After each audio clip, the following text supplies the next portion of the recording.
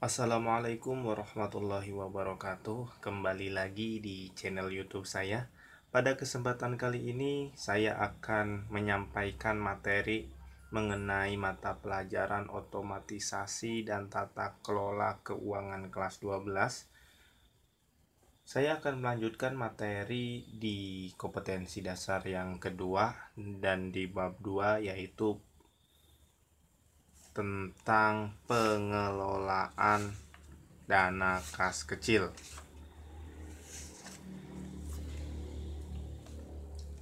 Pada video kali ini yang pertama kita akan mempelajari mengenai jenis-jenis metode dalam pengelolaan kas kecil.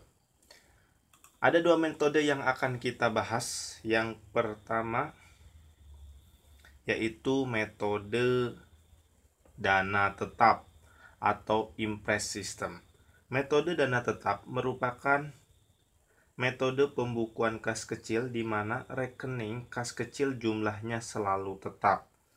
Setiap bentuk pengeluaran kas terjadi, maka kas kecil tidak serta-merta langsung dapat mencatatnya, namun hanya sekedar mengumpulkan bukti transaksi pengeluarannya.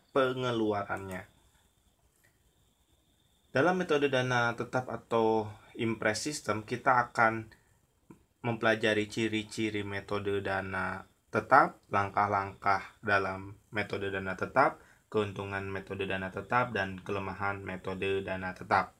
Adapun ciri-ciri metode dana tetap adalah, yang pertama adalah bukti-bukti penggunaan dana kas kecil dikumpulkan oleh pengelola dana kas kecil.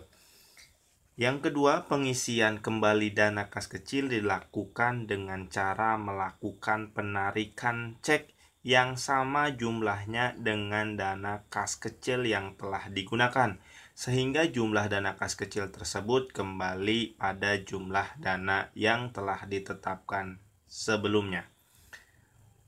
Kemudian yang kedua, kita akan mempelajari langkah-langkah dalam metode dana tetap atau impress system. Langkah-langkah yang pertama adalah pembentukan dana kas kecil, di mana pemegang dana kas kecil diberi sejumlah uang tunai yang nantinya digunakan untuk pembayaran atas pengeluaran yang telah diperkirakan dapat memenuhi kebutuhan dalam waktu tertentu. Yang kedua, dana kas kecil digunakan untuk melakukan pembayaran transaksi pengeluaran kas. Langkah yang ketiga, setelah dana kas kecil sudah habis, kasir menyiapkan kembali dana kas kecil dan mengisi sebesar jumlah nominal yang dikeluarkan. Kemudian, keuntungan apa saja jika kita menggunakan metode dana tetap atau impress system? Keuntungan pertama adalah menghemat waktu dalam melakukan pembukuan. Keuntungan kedua adalah menghemat waktu dan memudahkan mencatat setiap pengeluaran berdasarkan pos-pos pengeluaran di setiap pembukuan. Dan keuntungan yang ketiga adalah mengingat dana kas kecil jumlah dana per periode selalu sama, maka akan memudahkan pemegang keuangan untuk menentukan jumlah dana per unit untuk setiap pemegang dana kas kecil. Kemudian, metode dana tetap juga mempunyai kelemahan. Kelemahan yang pertama adalah pengecekan saldo kas di akhir bulan atau setiap akhir transaksi. Yang kedua, petugas kas kecil tidak dapat sewaktu-waktu mengambil atau mengisi kas. Kelemahan yang ketiga, petugas kas kecil tidak dapat sewaktu-waktu melakukan pengecekan dana kas kecil.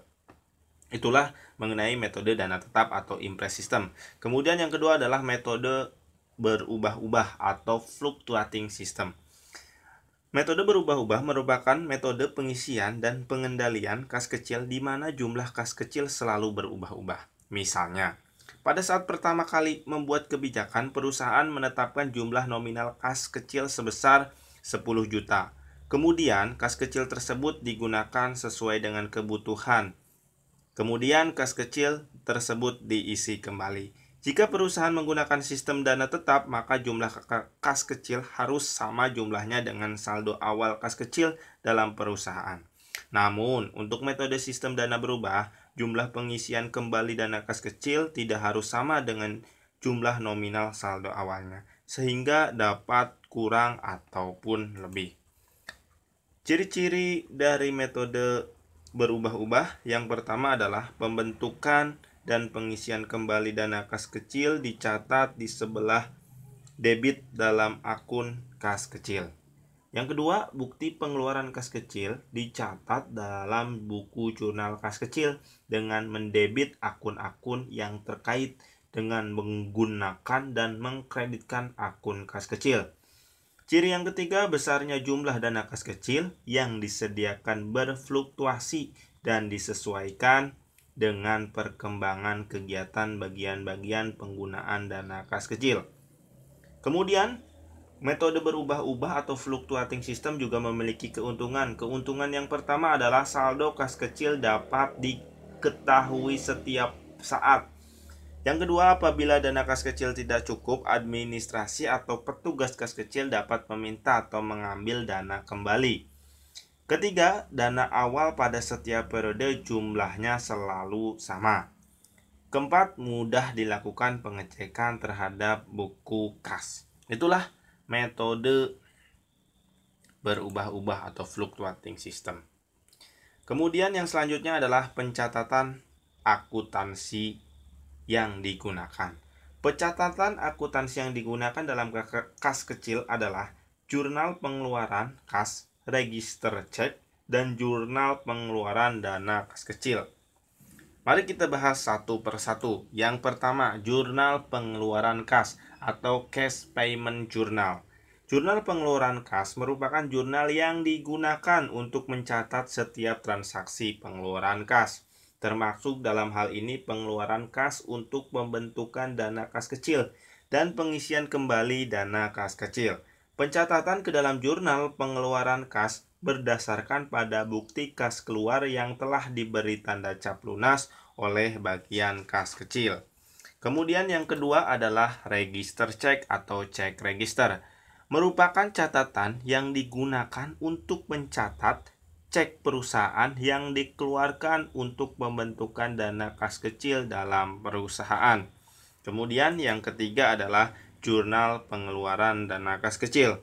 Jurnal pengeluaran dana kas kecil merupakan jurnal yang digunakan untuk melakukan pencatatan setiap transaksi pengeluaran kas kecil dan sebagai alat distribusi pendebitan yang timbul sebagai akibat pengeluaran dana kas kecil di dalam perusahaan. Itulah pencatatan akuntansi yang digunakan. Kemudian materi yang selanjutnya adalah mutasi dana kas kecil. Perusahaan kas atau mutasi dana kas kecil pada dasarnya terjadi karena adanya penerimaan dan pengeluaran dana. Dana kas kecil diterima dari kas umum dan dikeluarkan melalui bagian-bagian pemakai dana kas kecil. Yang pertama, transaksi yang mengakibatkan terjadinya mutasi dana kas kecil. Transaksi yang mengakibatkan terjadinya mutasi dana kas kecil yaitu yang pertama adalah transaksi pembentukan dana kas kecil. Transaksi pembentukan dana kas kecil berdasarkan surat keputusan kepala bagian keuangan. Adapun dokumen transaksi tersebut yaitu yang pertama 1. Bukti pengeluaran kas yang dibuat oleh bagian utang.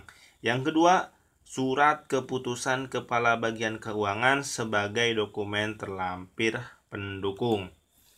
Yang B, transaksi pemakaian dana kas kecil.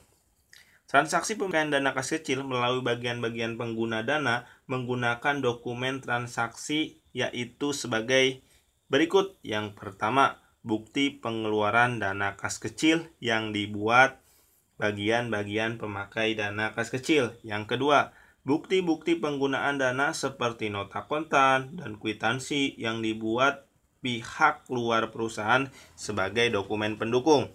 Yang ketiga, surat permintaan pengeluaran dana kas kecil yang dibuat bagian-bagian pemakai sebagai dokumen pendukungnya. Yang C, transaksi pengisian kembali dana kas kecil.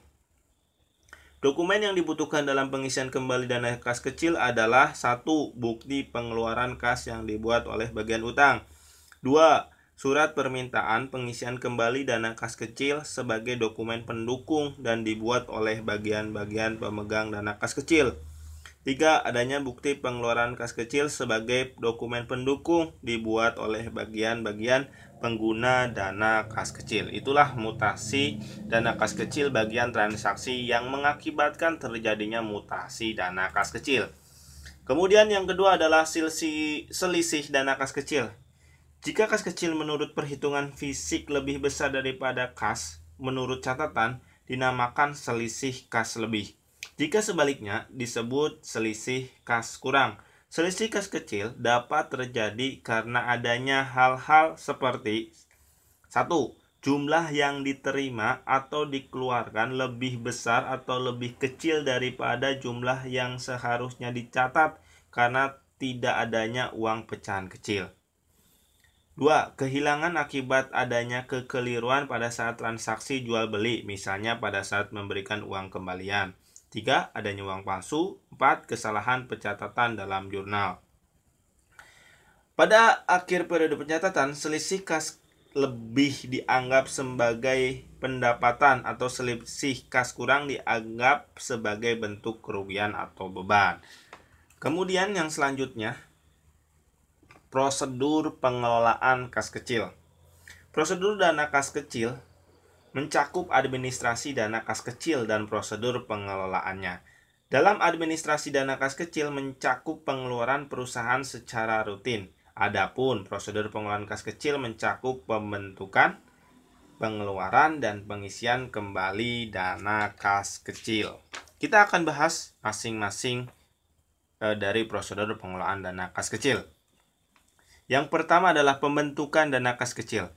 Dana kas kecil disiapkan berdasarkan surat keputusan Kepala Bagian Keuangan.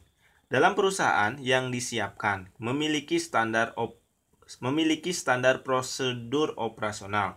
Semua jenis pengeluaran kas melibatkan bagian utang. Jadi, unit organisasi yang terlibat dalam prosedur pembentukan dana kas kecil adalah bagian utang, bagian kasir, bagian akuntansi, dan pemegang dana kas kecil.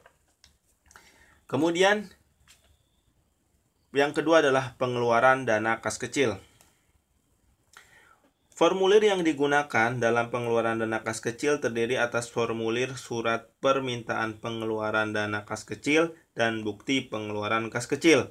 Adapun pihak yang terlibat dalam pengeluaran atau penggunaan dana kas kecil yaitu pengguna dana kas kecil dan pemegang dana kas kecil.